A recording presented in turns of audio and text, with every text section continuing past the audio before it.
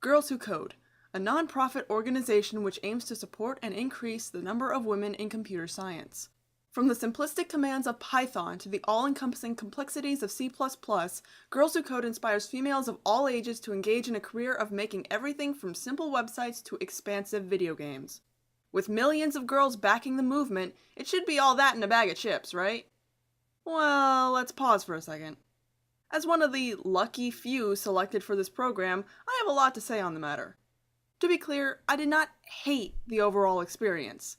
It was actually pretty fun going to the library every Friday to do some coding. Drag and drop Python was pretty simple and easy to get a handle on, the other girls were really nice, and heck, I was able to talk about Toontown without getting made fun of, which was a nice change of pace. Even at the end of it, they gave me a special goodie bag at the graduation ceremony for my perfect attendance. It was fun, and I do occasionally find myself missing the girls I met there, or the instructors I befriended. However, the program itself is not as simple and innocent as it is often advertised. And that is why I'm talking about it today. Going into Girls Who Code, I was honestly scared. I've been homeschooled since 2013 after everything in middle school went horribly wrong. I won't get into much detail here, but I will say that I was picked on by students and teachers alike. Moving on.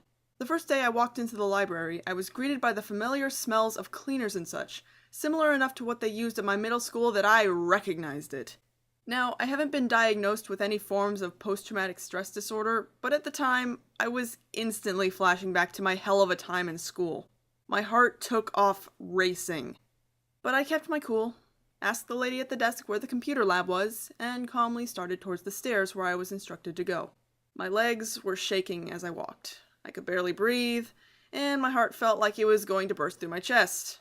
Everything around me seemed to glide by as I continued to walk, feeling like I was about to pass out. Somehow I managed, despite all the pricking warnings of the past, to curiously poke my head in the door and ask the one woman in the room if this was where Girls Who Code was being held. She said yes, and all was well.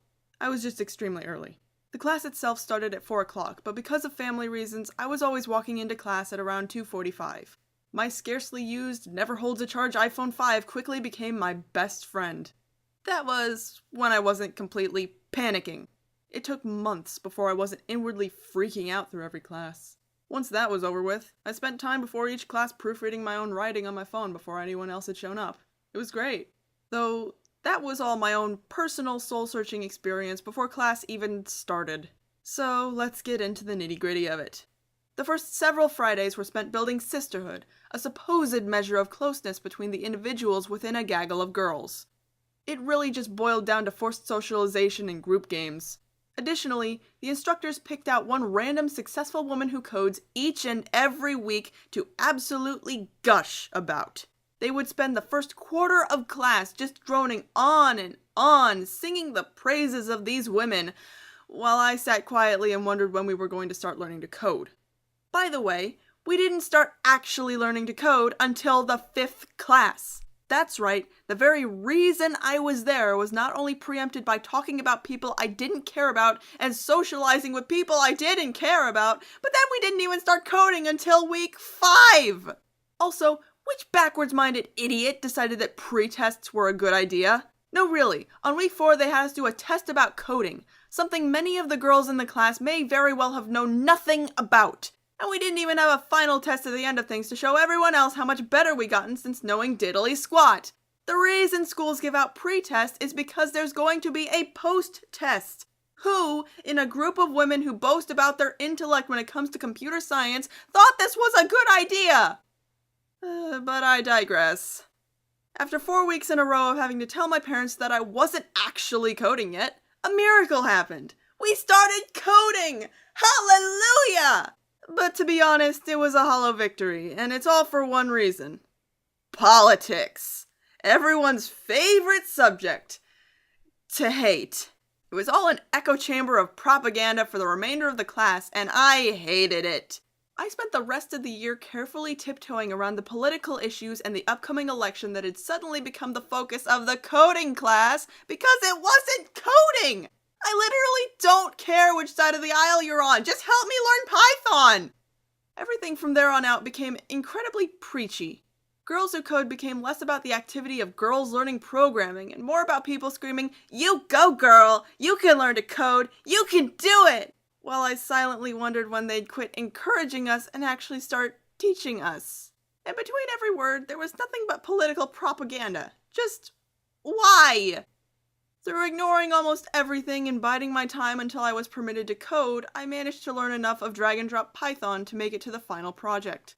The last few weeks of the class were essentially a group project. Every other group had 4 people, while the 8 girls who knew Python, myself included, were split 3 and 5. I was one of those 5. And the other 4 did nothing. Beyond the occasional suggestion, I was the only one who did all the coding, while they just kind of sat there like they weren't sure which planet they were on. I suppose, at the very least, I survived without being brainwashed. For a class about girls learning to code, it really did lack. And this is an exclusive club. If you sign up, your name gets put into a random drawing, meaning you're supposed to feel lucky to get in. It isn't until you actually get there that you get harshly smacked upside the head with their political agenda that was nowhere in any of the promotional material to begin with. Should I have picked up on the wording used in everything I read prior to signing up? Probably, but even at the time, the worst vibe I got was that of over-the-top feminism. In closing, I would like to make it clear that, although I disliked a majority of the program's message and overall lack of teaching girls how to code, it wasn't unpleasant. When they weren't burying everyone up to their necks in politics, the girls were alright, the instructors were kind, and the few times I was able to independently socialize were pretty great. But in the end, this is a political movement. This is, above all else, a feminist movement. This isn't about enabling girls to code in order to close a gender gap. Girls Who Code is about shouting at girls to code, then wondering why the results fall flat. Really? They actually straight up started class one time with how they were disappointed with the limited results their project had had. They openly admitted that the gender gap wasn't affected in the slightest when their program had only existed for a year and was aimed towards young girls who wouldn't be working for at least another 3 or 4 years. Newbie, you can keep throwing cupcakes at that big cheese, but that's not even going to change the color of its health light, you idiot!